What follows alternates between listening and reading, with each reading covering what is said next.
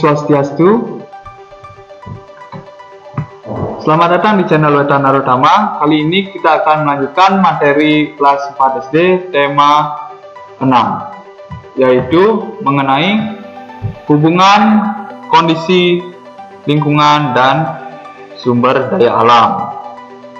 Indonesia merupakan negara yang sangat kaya akan sumber daya alam. Kondisi lingkungan fisiknya menentukan sumber daya alam yang dapat dimanfaatkan dari daerah tersebut. Nah, pada gambar di samping, adapun bagian-bagian daripada daratan.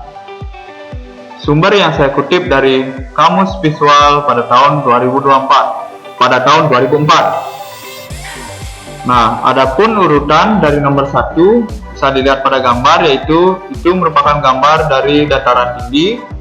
Yang nomor 2 itu gambar jurang, 3 adalah gambar ngarai, keempat merupakan lembah, yang kelima itu adalah sungai. Gambar pada yang ditunjukkan dengan nomor 6 itu merupakan danau. Nomor 7 adalah gambar dataran rendah. Nomor 8 merupakan pegunungan, itu yang paling tinggi. Nomor 9 merupakan bukit lebih tinggi, rendah daripada dataran tinggi, seperti itu. Lanjut, berdasarkan kondisi lingkungan fisiknya, manusia dapat memanfaatkan sumber daya alam tersebut sesuai dengan kondisinya, yaitu yang pertama, sumber daya alam di daerah pantai. Yang kedua, sumber daya alam di daerah dataran rendah. Yang ketiga, sumber daya alam di daerah dataran tinggi atau pegunungan. Nah, pada gambar di samping itu sudah ada gambar yang paling bawah, yaitu sumber daya alam di daerah pantai.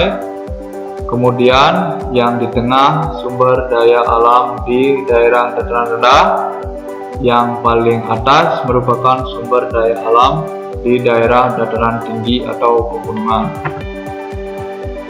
Yang pertama kita bahas daerah pantai. Sumber daya alam atau SDA yang dapat dimanfaatkan di daerah pantai meliputi hal-hal berikut ini. Yang pertama yaitu penangkapan ikan dan hewan laut seperti udang, cumi, dan kerang. Nomor 2, potensi air laut untuk budidaya ikan dan udang di daerah Payau.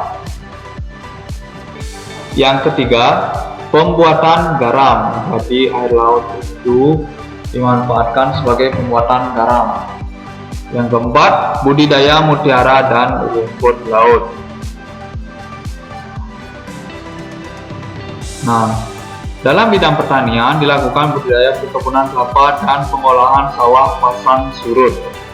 Yang kelima, sebagai objek wisata sehingga membuka peluang mengembangkan sektor perdagangan dan jasa. Selanjutnya, yaitu sumber daya alam daerah dataran rendah. Dataran rendah datar membuat kawasan ini layak untuk semua bentuk penggunaan lahan, baik itu untuk pertanian, permukiman, industri, ataupun bentuk-bentuk penggunaan lahan yang lain. Adapun yang pertama, sebagai lahan pertanian, jenis tanaman yang cocok antara lain padi, palawija, kacang-kacangan, dan buah-buahan.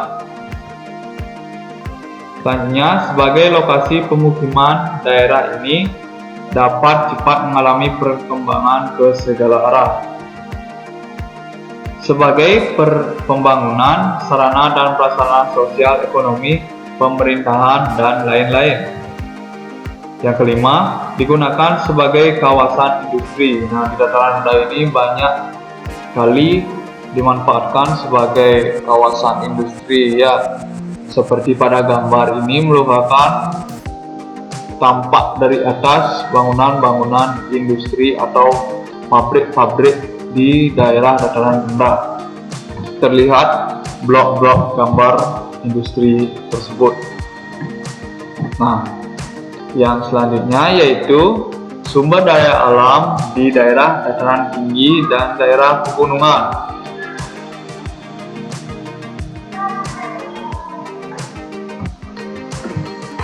Kondisi iklim di dataran tinggi dan pegunungan pada umumnya sebagai berikut. Yang pertama,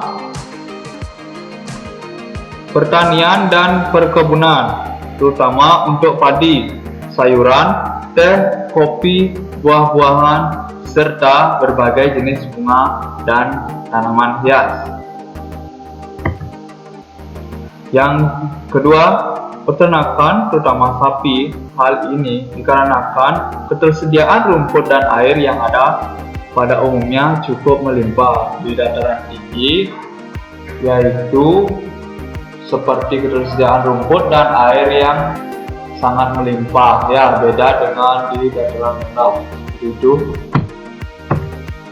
Yang ketiga, sebagai tujuan wisata, karena pada umumnya daerah dataran tinggi dan daerah pegunungan mempunyai pemandangan alam yang indah, seperti air terjun, danau, dan agrowisata.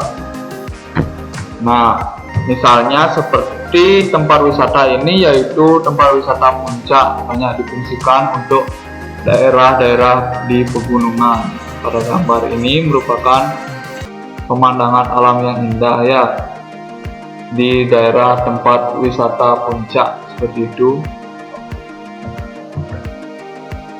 Selanjutnya, pada lereng-lereng pegunungan biasanya pemanfaatannya terbatas untuk areal hutan lindung yang fungsinya telah dikembangkan lebih lanjut menjadi hutan produksi, cagar alam, taman nasional, ataupun hutan wisata, seperti itu. Nah, nomor 6, air pegunungan. Nah, air pegunungan yang bersih dan memiliki kadar alkalin tinggi banyak dimanfaatkan untuk bahan baku minuman mineral, baik kemasan maupun isi ulang. Contoh pada gambar yang paling atas itu merupakan contoh dari air isi ulang. Nah, selanjutnya gambar yang di bawahan itu merupakan tempat penampungan air minum dari sumber air yang diambil menuju ke tempat pemrosesan air pegunungan tersebut. Itu ada mobil tangki air minum. Nah, selanjutnya yaitu pada tahap pengemasan. Pada tahap pengemasan ini air minum sudah dipak atau di dalam bentuk galon, gelas, maupun botol. Pada gambar yang ketiga seperti itu contohnya air pegunungan yang dibuat dalam bentuk kemasan galon. Nah, itu tadi pembahasan mengenai materi kali ini.